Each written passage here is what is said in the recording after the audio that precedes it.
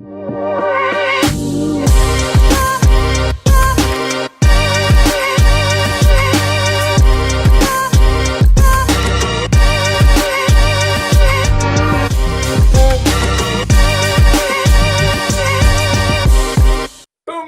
How's it going? It is I again, TJ. Yeah, and welcome to M5 Successful Friends. And today, I got another cool cat in the house, and this guy here, he been killing it in his own right. And I would like to welcome you to meet Lihle King. Right? There is a reason why he's called King, and we're gonna find out now. Lihle, welcome aboard. How's it going, man? I'm awesome, man. And yourself? Awesome. Let's jump into it.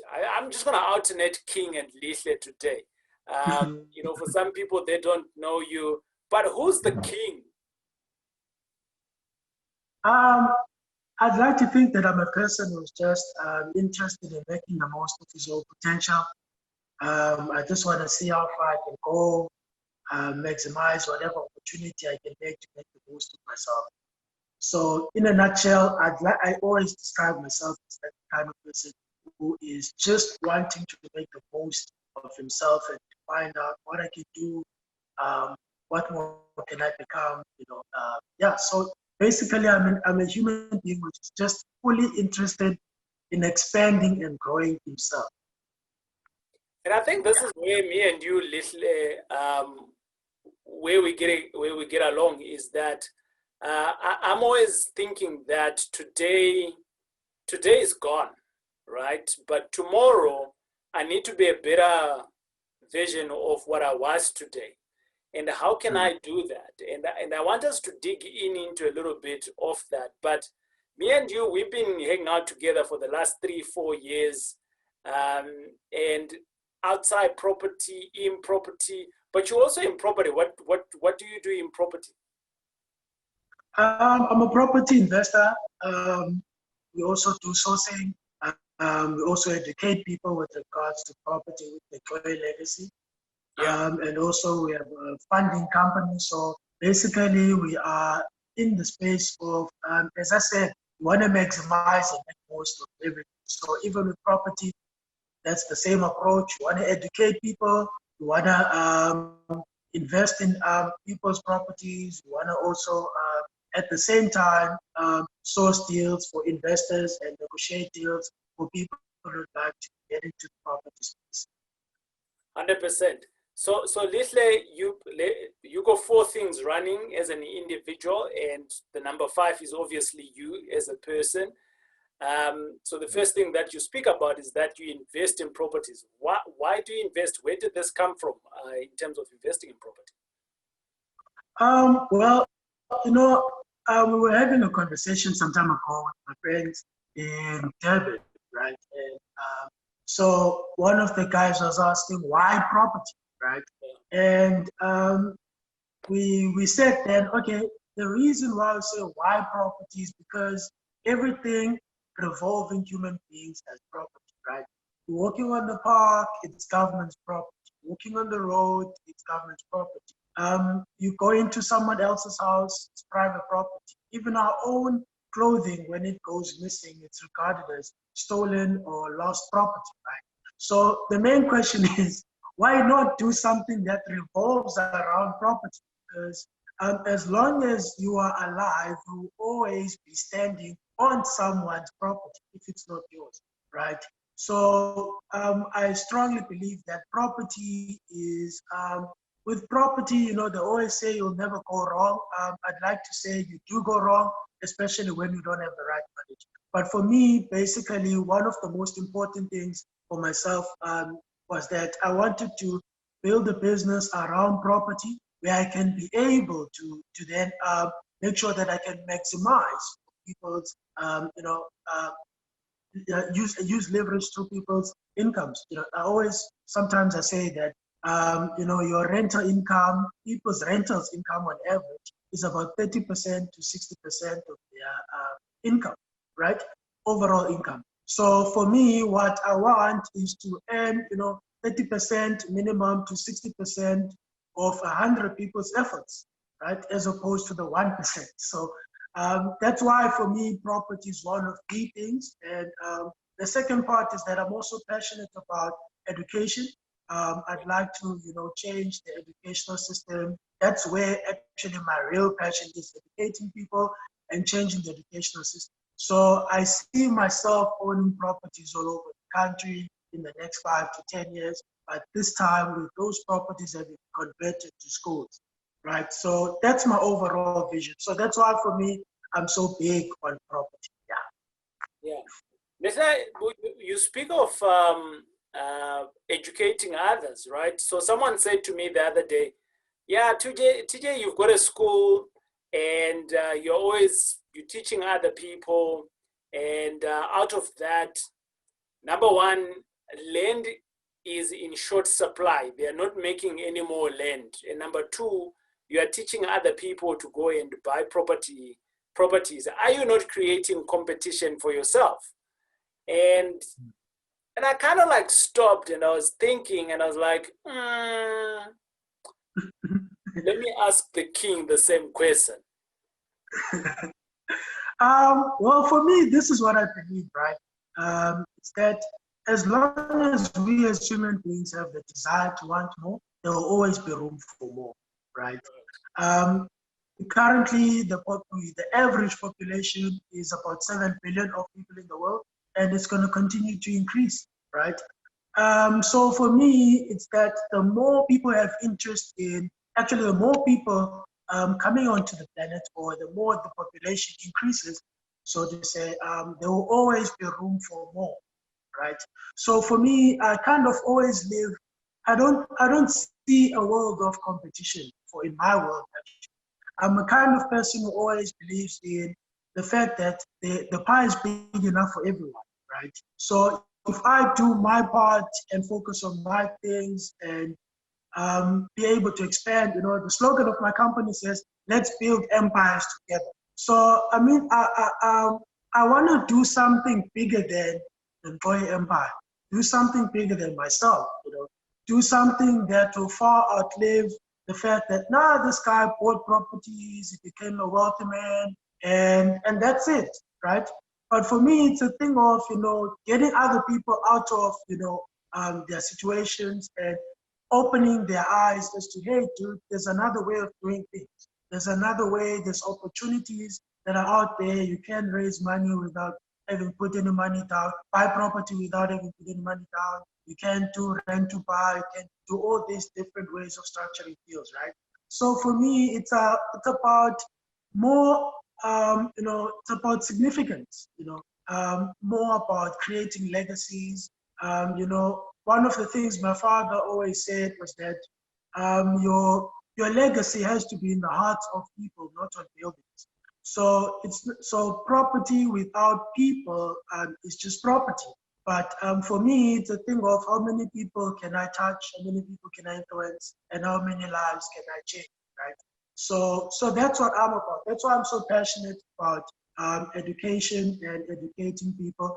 I don't live in a world of competition. I live in a world of abundance, that there will always be room for more as long as we desire. 100%. Right. King, you didn't start off just where you are now, with this mentality of there is more. You didn't start off by knowing that property can give you money.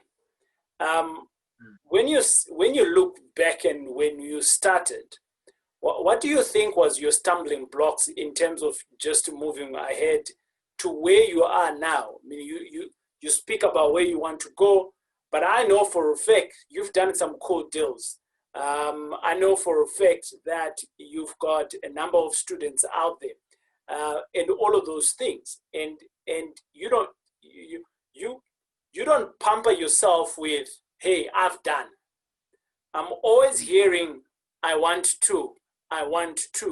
And I'm always thinking, when does Lihle actually sit down and say, hey, I've achieved ABC, But what was your stumbling block in terms of starting? And I know we all have stumbling blocks, right? And I know I got stumbling blocks every day, But for you to just start off to where you are now, what has been those challenging things?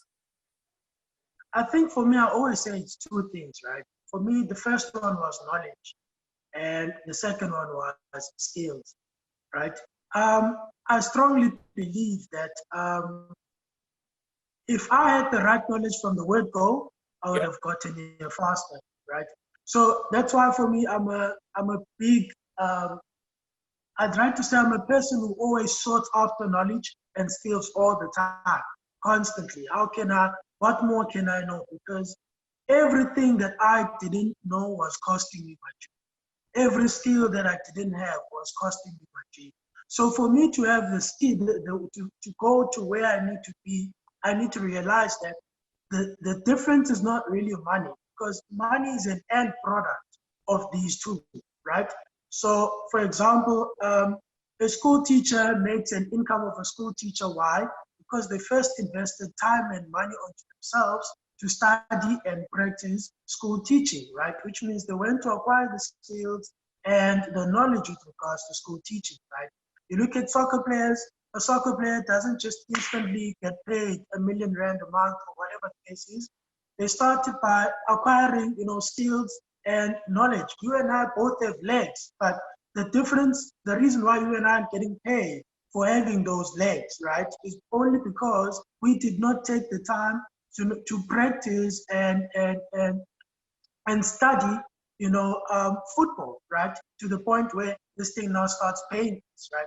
So that's why I say, it's knowledge and skills, because the reason why I'm able to do things now the way I can is because I have the knowledge that has enabled me to be able to make sound decisions, right? And then the skills also, so that I can be able to get to see my ideas through, right? Because a lot of people have great ideas. A lot of people, have amazing ideas. But the problem is that, they can't execute their ideas. That's where the knowledge and skills comes in, right? So for me, I'm a kind of person who says, money is just an idea, but unexecuted ideas are worth nothing.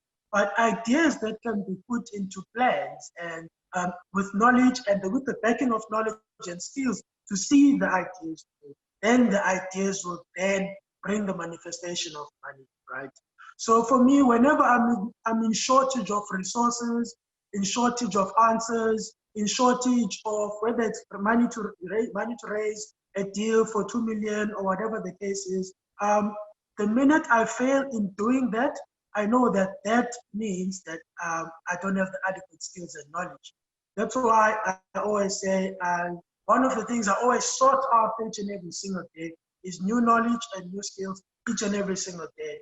Because if you are committed to experiencing new pages of success every day, you need to be committed to reading and developing yourself, right, in preparation for those pages of success that you are experiencing. So that's what I believe, right? So the things that hurt me the most, or the difference between where I am now and where I was a few years ago with nothing to show, I really would definitely say technology. Awesome stuff. I mean, I'm short of a vuvuzela here, man, with what you've been saying. I'm like, pop, pop, pop, pop, pop. Yeah, bring it on. Like you're hitting it hard, man. You're hitting it hard. Like everything, you like there was a day, right, that Rita and I were talking, and we were talking about, so like, how do some people just raise overnight like 20 million, right? Just a round figure like that, right? Like, how do they do it? And it came down to two things: knowledge and skill. You don't know how to do it. Yes, you got the idea, but the idea will never produce result. Okay, fine, you know how to do it because you read it in a book somewhere, but you're lacking the skill of doing it. You might be courageous in going to implement it, but if you don't have the skill, it's going to fail dismally. So you hit it hard, man. Yeah.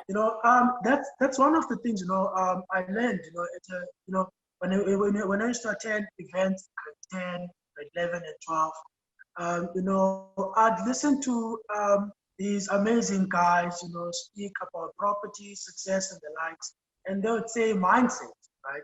And if you look at mindset, it is divided into two. It's divided into what you know and divided to your ability to deliver, which is the skills you have to deliver, right? Because I was saying the other day, I went to a doctor because I had a swollen gum. I went to the doctor and this dude charged me 400 grand, right? I came there feeling sick. I left feeling sick, right? For 10 minutes of consultation. And guess what? I still had to pay an extra 600 grand to buy the prescribed medication that was given for me, right?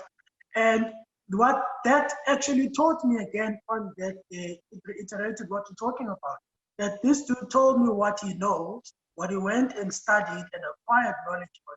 And I had to pay him because it's with regards to my health, right? So it's always about how big is the problem you're solving as well, and your ability to deliver, right? So I'm with you on that, skills and knowledge for me, those are number one. Those are just number one. Yeah. I want to speak to the number three of your businesses, or should I say of your business that you do. So number one, you're an investor yourself in the property. Two, you educate others.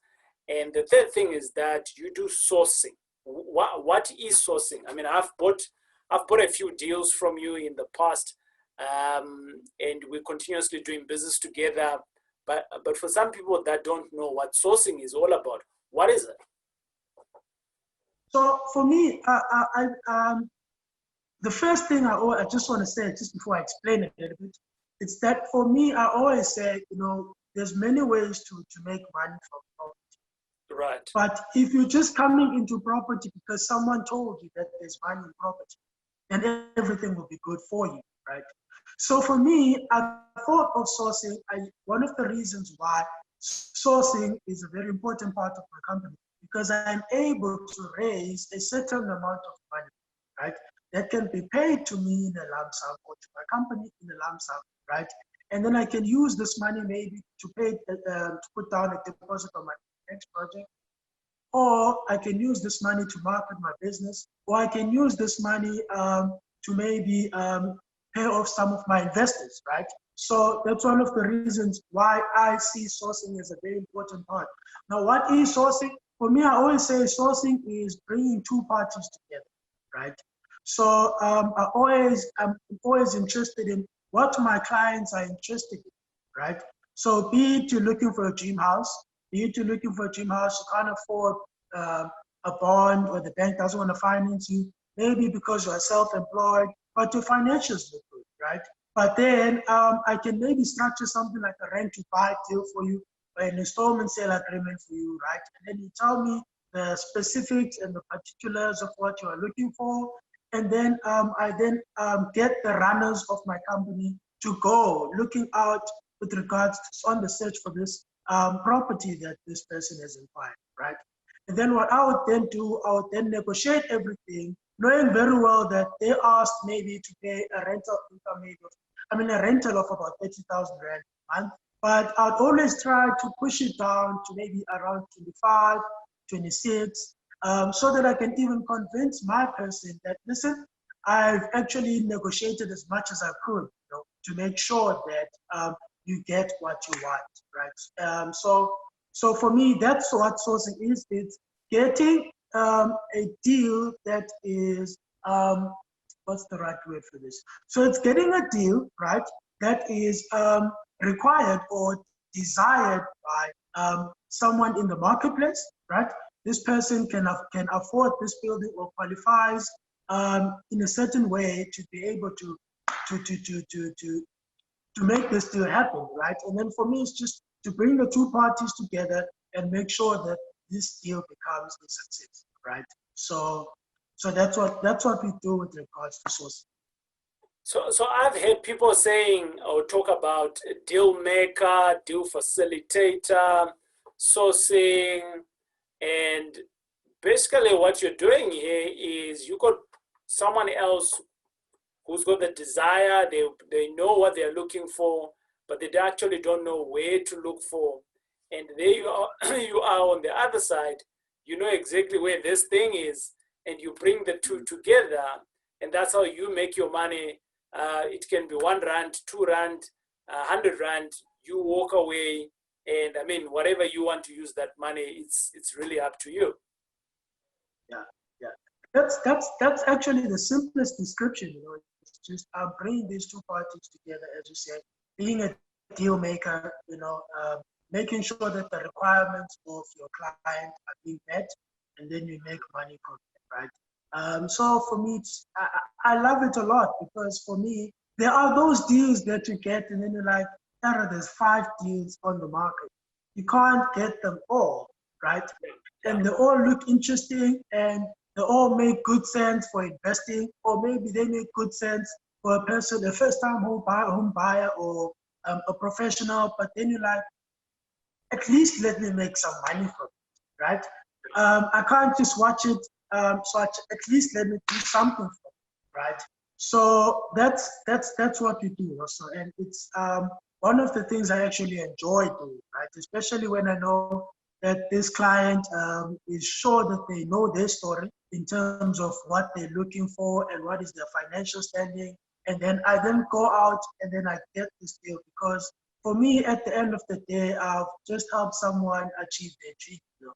Just 2 months ago, we negotiated a deal for someone who wanted to buy his dream house in Peru, and he ended up buying his dream house in Goodwood here in Cape Town, right? And I remember this guy telling me, dude, you've helped me live my dream. Actually, you've delivered more than what I thought that we could do together. So I'm so happy, and he ended up recommending me, you know, to 3 other of his friends. And now I'm currently looking for his other 3 mates as to see, okay, what are they looking for, you know? So I enjoy it a lot because you are able to put smiles on other people's face with your skills, and at the same time, get paid for adding value into, you know, people's lives, right? So I think they call it emotional equity. So you get fulfilled emotionally, but emotions doesn't feed the body. So Yeah. income coming in, your emotional bank is full, and your bank account is full, and together, I mean, those we all need that, right? That's what makes a human being. Yes, yes, that's so true. You know, I always say, when I was a child, you know, I always said, I want to make money as if I'm playing PlayStation, right? Yeah. Because growing up, playing PlayStation was always something I was addicted to. I could stay up all night and morning playing the thing, right? And the happiness, the joy that I would get was unmatched growing up, right? So I wanted, you know, to make money doing something where I feel like I'm playing, like I'm just having fun. But at the same time, I'm enjoying how I make my living or make my fortune, right? I always say, you know, if you sit down and watch a football player, it's amazing. It's just a game. People say, no, it's just a game. It's Yeah. only a game to the fans, right? But to the footballers, it's their life. It's their lifestyle. Yeah, it's a It's their profession. living. You know? Yeah, It's yeah, a profession, yes. And you know, even the ad saying, no, it's a soccer match. It's just a soccer game. But it's more than just a game, right? These people are playing, and you know, so you're seeing emotions. People want to win, you know, but they're making so much money whilst doing what they love, right? So for me, I always set out for myself that in everything that I do, everything that I touch, I only want to do the kind of business that I enjoy doing, that I love, and at the same time make money from it because I'm committed to the craft, not just the money, right? Where you know, there's a difference when you do something because you're committed to the craft, as opposed to doing something just because you heard there's money or it makes money, right? So I normally, you know, I stay up late at night helping my students. Sometimes we chat at 1 a.m. in the morning, having Zoom meetings in the most odd of hours, right? Because I enjoy what I do. You know, I enjoy giving out to them as much as I can, giving them the support that they need as much as I can, you know. So I just love it. You know? I just love it. I love it. I like that. King, before you came into the property space, and you know, we spoke about what was some of your stumbling blocks, but now you're on a roll. You know, you're closing these deals, you're helping others, you're selling some deals, and you're investing, and I mean, you're loving what you're doing, and you enjoy your craft the way you're saying it. But I want to ask you the one question to say that you know, people underestimate a lot of things in property, and I am no different. Back in the days before I started, I was oblivious to doing numbers. Like numbers it was not there. You know, even put on wipers, nothing, dololo, right? And it's one of those key things that I now do. There is no property that I'm going to ever buy without doing the numbers. Even the one deal that just looks so obvious, I'm not going to not do that. What is the one thing, King, in your books that you would say that you underestimated, but it's one of those key things that is key in the property investing journey? So the first time on my first deal, I thought that raising money was the easiest, right? But I thought that no, if you just find a deal, money just follows. I didn't know about the requirements and the what, you know. Yeah, so that's what they say in the seminars, King. Yes, you know. So for me, so what I do, right? Because they make it vague on the site, right? That no, every good deal, you just find a deal. There is no good deal that goes without being financed, sure. Right? But what a lot of people sometimes don't pay attention to is that a good deal will never go unfinanced if the beholder of the deal will keep knocking, right? One time, boom. Because that's the thing, right? Because a lot of people are like, no, I tried this financial institution, it doesn't work. No, I don't qualify. And then they fall out.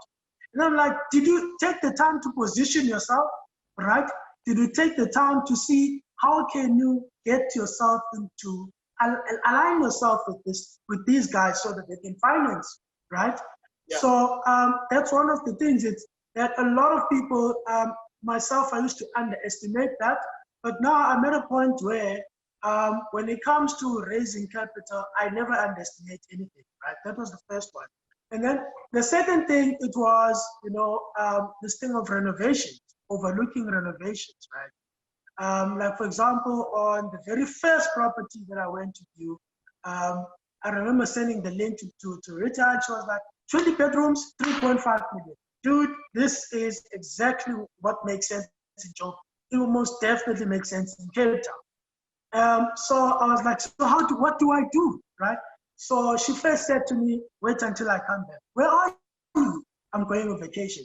Now, for me, I was like that kind of guy who's like, just send me to the end. Send me where the fight is. I'll figure a way out, you know. I don't have to know everything. I'll find things out when I'm inside, right? So I pushed her, dude, I need to get this thing, right?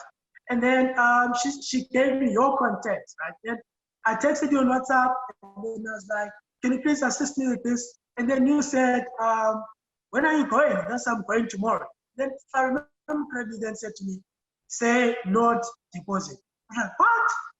Then in my mind, you know, it's that excitement, you know, that happens when you know that the person who is mentoring you or guiding you knows their story, but then your emotions kind of overwhelm you because it's your first deal.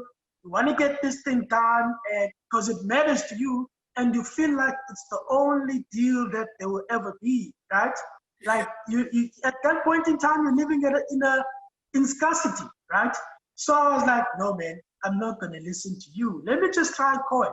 So I went to Cohen, texted him again, and I said to him, listen, bro, this is what's happening. And then because he said a few things that I wanted to hear, right? Then I was like, nah, I'm taking this guy's advice, right? So I ran away from Beta, ran away from you. Then I went to him, right? And then when I got into the den, he gave me all the clauses I need to do, everything I needed to do. By the time I got there, I became too excited, right? Because the guy was sitting on the other side of the table, asked me, where are you from? What are you doing? I shared it to him a little bit about myself, and then he said, you know what, you're reminding me of a guy named KK. Like, who's KK? KK started off like you know, having nothing, you know, but KK was a bit worse because he grew up in a shared informal settlement in Outback in town. And today, he has 4 Maseratis and stays in Kempston. And he's a black guy. Now, in my mind, I was like, he's a black guy doing that, that's my future self. So let me do everything I can so that this guy can introduce me to KK. Now, it was no longer a thing about me focusing on what we had spoken about before I got in there. Now it was more about me impressing the guy, right? So I'd say to him, we need about 20 days or 30 days to raise financing. And then his facial expression would change. And then he says, no, 20 days is too much, right? How many days do you think I should be putting? Then the guy said 14 days. And in my mind, I was asking him as if he's the one who's going to raise the 3.5 million. But I was the one who had to go and raise the money, right? So that's one of the first things is that I'd say it's focus, right? And, you know, being in control of your emotions. Emotions sometimes get the better of you. So that's one of the first things I learned because the deal actually didn't go through because when Rita came back, I didn't do this contract. I didn't actually even send contractors to go for quotation. So when she came back, I was excited that this is my deal. Come see it. And she came to view the property with me. And every time she walked into those apartments, her facial expression changed. It was like she was becoming more concerned as opposed to being more excited, right? Now, every time we walk in, I can see that something's not right. Yeah. And then after the viewing, and then she asked me, how much did you put in there? I was like, 3.5. She's like, no, dude. This property, we're gonna need at least 1.8 million to renovate this whole place. And I was like, what? Dude, what do you mean? She was like, the roof is leaking. I was like, no, dude, those are just pieces of chalk and paper wrapped around it, you know? So I was like, that's all there is to it, to the ceiling, right? I saw the ceilings weren't up to standard, but I thought it's just chalk and paper, chalk and sandpaper, right? Yeah. But there was more to that, right? So I then learned that, you know, you need to assign the experts or the necessary people to help you be able to make educated decisions, right? Yeah, I mean, so you don't go to court, right, and represent yourself. You know, you're not an expert in law. You could be good at it, you know, but you're not an expert in it. That's why we all need lawyers. True, right? So I did something similar to that in this case, you know, where I just went without taking the necessary precautions or doing what I normally call a feasibility study on your property, right? So that's one of the most important lessons I learned. It's to be patient, it's to trust the process, and it's not to make decisions because I think that opportunities are limited. Or I think that this is the last deal, right? So I make decisions with that thing that, you know, there's always more. And as long as I'm willing and open, with an open mind as well, to access more, right, I'll always be able to spot those opportunities, right? Yeah. So that's how I treat opportunities now, right? So paying attention to every detail with regards to your property is that one most important thing. Detail, paying attention to. King, I want to come in here on there's a point that you just mentioned now. Trusting the process. Yeah. That's been my fight for the last maybe 2 to 3 years, and sometimes the dark side of me creeps up, and I'm learning something, and then the dark side comes up and like, nah, you already know it. how important is that skill? Because it's a difficult skill to hone. So for me, I always say, and King, yes. the same question, right? For people who are like you and me, who are dedicated to self-improvement every day, because every day you are learning new stuff, right? And the processes that you're learning, you are re-engineering them all the time and taking away your sewer mentality that you had before, right? And you have to trust the process. Like that it's still difficult for me in some days. Some days it's easy, but for most it's really difficult. How do you own that one? So for me, I always say success is supposed to be predictable. It's not a gamble, right? Okay. So that's the first thing, right? So when I make decisions on anything with regards to my properties, my personal life, business, or whatever, I've always known that there's a process that you need to undergo to get to the end result, right? Or the desired output, right? For example, in school, we were taught that if you want to be a doctor, you need to pass by 85%, right? As from grade 10, consistently. And if you do this long enough in high school, you will be able to go to your university of choice, right? And then when you remain consistent for 7 years, right, your results as a doctor are then not a gamble, but what are they? They are a surety. Sure. Right? So for me, I am that type of person. So I believe that if I am going to say I'm starting a business with regards to property, and I get myself the mentors who are able to teach me what I want to do, and where, or at least halfway where I want to go, right? Then I trust their wisdom in the sense that they know more than I do, right? So in my mentorship classes, I call it another form of leverage. You always say it's other people's mind power, right? Come on. So whenever I feel stuck on something in property, the first phone call I will make is a phone call to someone whose mental frequency is higher than where I am. Okay. Right? So in school, when you don't understand what do you call this, solve for X or algorithm that you are being taught, right?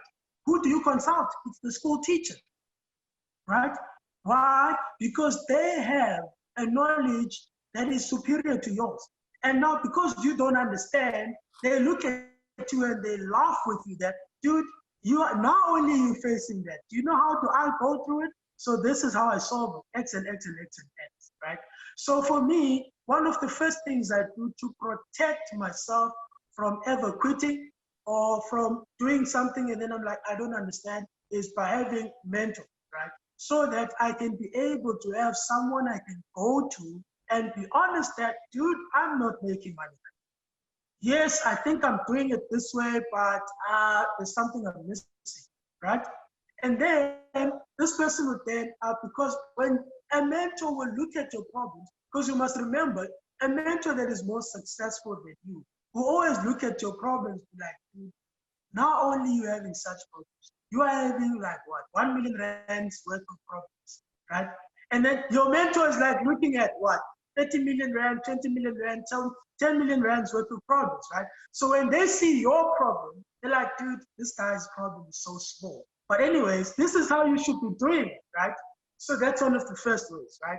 And then another thing is also, so I've said this before, that when you declare that you want more, always expect to experience challenges that are going to awaken the more that you are looking for. Challenges that are going to help you facilitate the more that you desire, right? So I always say that this year, a lot of people declared 2020, right? Yeah. And they meant 2020 positive things, 2020 wealth, blessings, and what coming to them, right?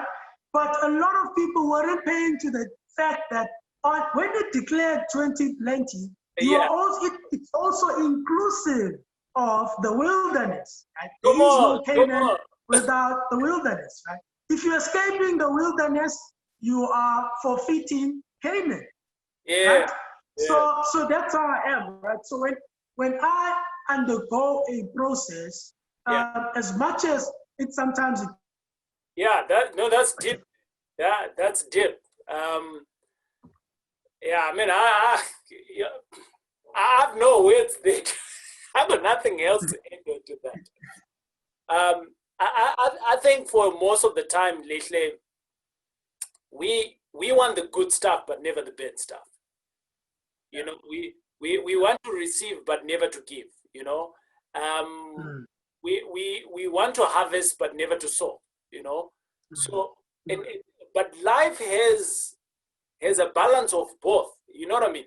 If you're winning, mm, be rest assured at some point you're going to lose. But if you're in business, just make sure that your level of losing is much less than your winning. That's how you make yeah, business. But it doesn't mean that you're not going to lose. You are going to lose. You know what I mm, mean? mm, So mm. that's deep. King, you dig into books, man.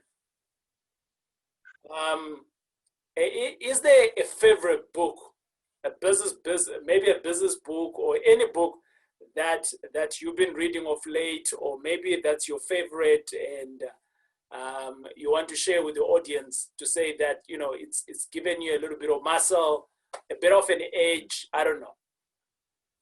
So for me, my all-time favorite book thus far, and it will always be because I always go back to this book, right?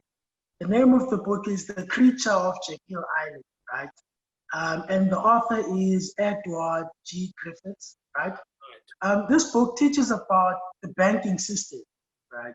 And for me, I always say, I want to invest in properties like banks, right? So when banks issue you a loan, when do they expect you to start paying it back? When banks issue a loan, how long do they want to keep you in it? 20 years, 10 years, right? So for me, I'm of the opinion that, um, I love cash flow. Man. I want money coming in every day, all the time. I'm not a fan of money coming in 12 times out of 365 days. I'm just not that guy, I'm not that guy. I'm not that, never been cut out for any of them, right? So Yeah. for me, I am of the opinion that if I'm investing in a property, I want to work for a period of 1 month to 3 months and get paid for a lifetime, right? Of course, you will have meetings to revisit and make sure that things are still in line. But that's me, right? That's what I prefer doing, right? So that I can be able to expand and grow. So that book actually helped me see the thinking behind the banking system, right? And it then also made me want to build my own bank, right? Through property, right? Where I am able to create and print my own money, right? Um, at the same time through property, and at the same time, whilst adding value, in providing affordable housing for the masses, right? So I love that book a lot because it just woke up a lot, it ticked a lot of things, and it always wakes up something. Whenever I read it, there's always something, and I can read it this month, but when I read it 5 months down the line again, then I'm like, okay, this is what's been happening in this country. This is what's been happening in real life, and I can connect the dots even better than when I read it 5 months ago, right? So I love that book a lot. Like I just never finish reading it because there's always something that intrigues me. There's always something that just awakens my creative juices just by reading Awesome that. Right? stuff. So Lihle, you've been in my circle for the last couple of years. You've been in circles of other investors, and with that, what do you think is the differentiator that separate those that are successful and those that are not? According to my thinking, right? Yeah. I always say And that, I mean, you also this have is, students, right? You also have students. Some of them, yeah. they come to you, we want to do this, we want to do this. And Then they disappear. yeah. And then you got that 1% or 2%. You know, what's the differentiating factor? The differentiating factor is people who are committed to the process. Right. People who are committed to the process, right? Because a lot of people have an idea that if I pay TJ to mentor me, Yeah. I've made it. I don't need to acquire new skills. I don't need to acquire new knowledge. But what they don't pick up is that, for example, there are skills that I can't learn from you, that I need to develop by myself, right, Great. along the journey so that I can build myself, Yeah. right? So for me, I always say, even to my own students, that you need three things to succeed. The first thing is to show up, right? Showing up is basic. You haven't done anything, you're reading a book, you're attending an educational event, you're listening to a podcast like this one, you haven't done anything. That's not taking action, right? You're just getting new knowledge. Right? And this new knowledge results to you being inspired and motivated. You're just being awakened with regards to the opportunities that are there for you. That's showing up. Now, the second part I say to them is to follow up. I mean, everything you learn when you show up will remain an ideology and never an experience as long as you don't take action, right? A lot of people, you know, get excited about, my mentor is this guy, right? My coaching clients will tell you that if they don't do my task, I get them out of it. I tell them immediately, you didn't do my task. I told you you need to follow up. I'm not your motivational speaker. I'm not here to inspire you or motivate you. I'm here to get you to take action, right? So if you don't take action, you might as well have kept your money. You might have invested the money to somebody else. Keep your money in the bank, or there's no point in paying me if you're not gonna be committed to the process that it takes for you to have the desire that you want, right? That's the second part. Following up, yes. And then the third part, this is where a lot of people quit. It's the following through stage, right? So as we spoke about it, whenever you ask for more of life, what does life do? Life will give you challenges that are actually there to awaken the skills and the knowledge, or to give you the wisdom you desire for you to manage the success you want. So in other words, every challenge is a preparation for what you want. So someone then gets one rejection, right? Then they're like, this OPM thing does not work, right? It's a Robert Kiyosaki thing. It's something that's just happening in the USA and never in our country. We don't have it. And then some of them will say, I've tried everything in this country. But then what do you mean? Do you try everything, or do you try until? Right? So that's the thing, right? So for me, I always say, I'd like to basically say that the one aspect is commitment. Commitment to self. Now, my definition of commitment to self is different, right? Because when I started having a girlfriend at the ages of 13, 14, right, I changed completely, right? If I made it a point that even if I did not have 10 Rand to buy airtime to call at 9 o'clock, I made sure I had it. I'd stay up until 1 o'clock, 2 o'clock in the morning, investing and wasting away with a girl that I'm not even gonna marry, right? That was me being committed to this, right? So for me, when somebody says, no, I have a 9-5 job, I'm like, well, if you are committed, you're gonna find a way. What do you mean? I have kids, I have responsibilities. Well, if you are committed, you are gonna find a way. In other words, if you are committed and this thing matters to you, you will stay up at night until 1 o'clock, 2 a.m. in the morning because you are committed.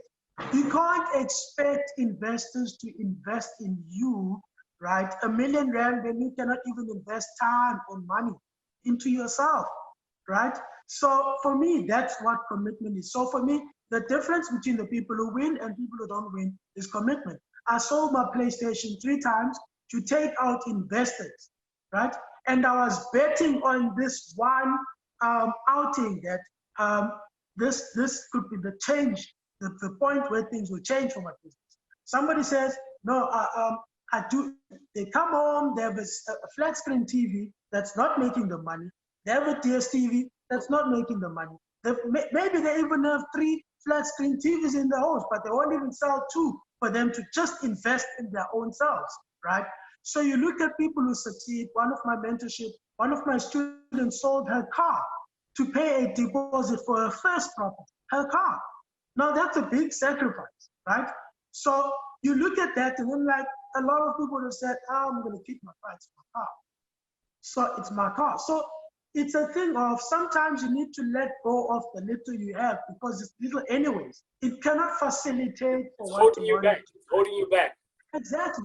So today I can buy about 10 PlayStations or as many PlayStations as I want a month because there was a time when I sold the one I had, right? Believing in my dream. So for me, I always say, beyond anything, one has to be committed to themselves. And you need to bet on yourself. Success is self-guaranteed. You know, you ask any graduate, who promised you a job? They can't answer. I'm like, no, you promised yourself a job. Whenever you didn't feel like studying, you promised yourself that if I study, this is the kind of life that I'm going to live. So that's the same thing that you should be doing with your investment or property investment career. It's that you need to tell yourself that, listen, if I undergo this process, if I solve these problems, I will then be able to live the kind of lifestyle I want to have, right? But the thing is, people want the lifestyle, but they don't really want to work hard for it, right? So in our consultation calls, I tell people from day one that, listen, if you do this, I want you to know that I'm not going to commit to you more than you are committed to yourself. I will not skip a paddle if you will not even take the step, right?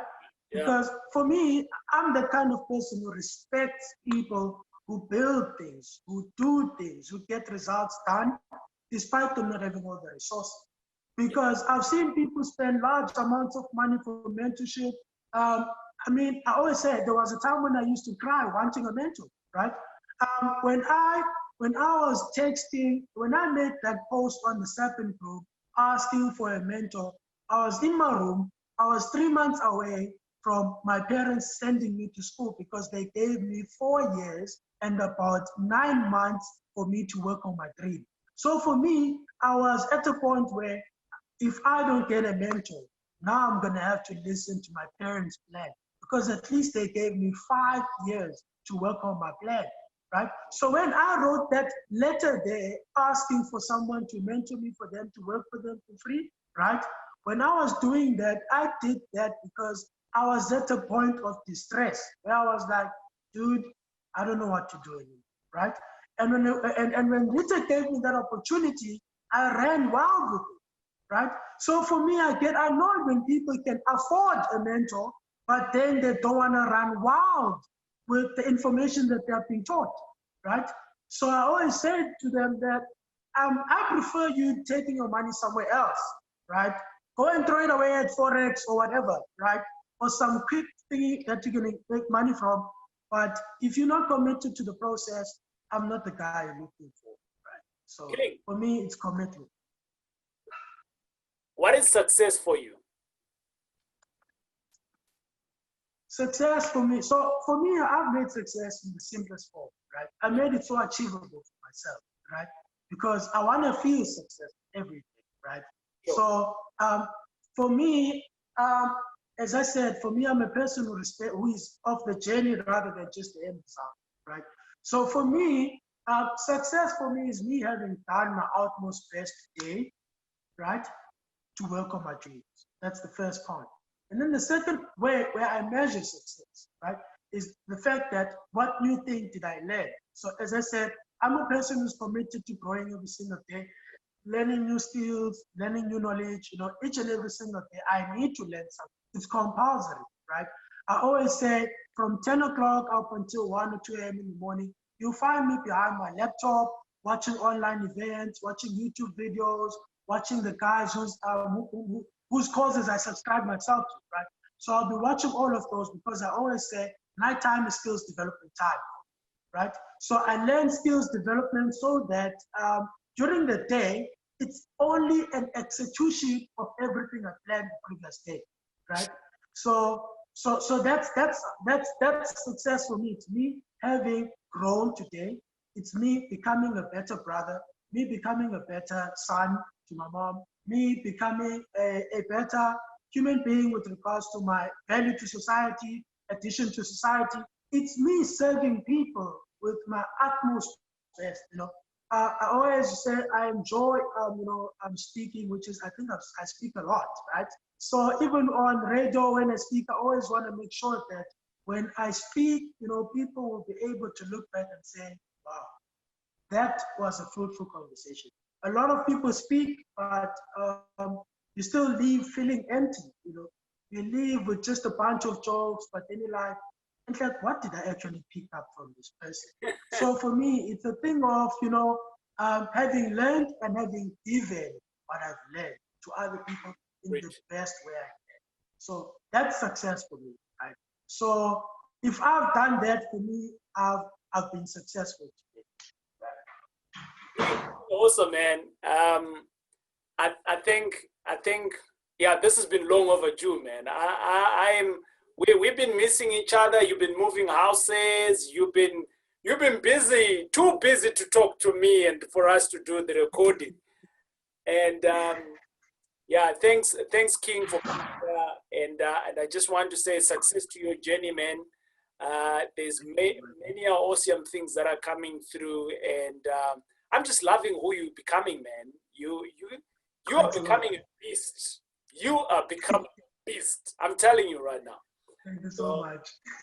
So thanks a lot. Keep on grinding, and yeah, there is no one who can stop what we are gaining for ourselves by learning and implementing. And the second most thing that I'm loving about you is that you're not holding on to the knowledge, you're passing on as well. And that's where the power is. To answer that guy that said to me, why do you teach people? Is that when I'm teaching people, I am teaching myself too, because I get reminded of what I'm supposed to be doing. And when I'm teaching people, their circumstances is different from me, I also learn from them. So each day, I'm learning new things. Any closing words, King? My closing words, I would say, you know, if anybody wants to be successful, you know, you just have to go for it. You know, be committed. You know, I always say, success is something you promise yourself. Sure. Right? You need to promise yourself a few things. That if I do this for a certain period of time, I'm going to live life like this, right? And so for me, as I say, my biggest frustration is working with people who think that they love property or property is their dream, but only to find out that they're just interested or they just like the idea of being a property investor, right? So for me, I always say it starts with you. The buck begins and starts with you. There's a saying that goes like that, right? And I want to say the same thing, that you are your own biggest stumbling block. You are your own biggest problem, right? So solve the problem, right? And the problem is yourself. No one can stop you, right? We especially as Black people, we grow up being told that don't be too loud, don't shout your success, don't flaunt, don't post your things on social media. Be quiet, move quiet and swiftly. But everyone that I've seen move quiet and swiftly did not become a big shot, according to my knowledge. You look at everyone who's made it big, they've made it big because they shared what they've got, right? And you look at, you know, I'm a big fan of Elon Musk.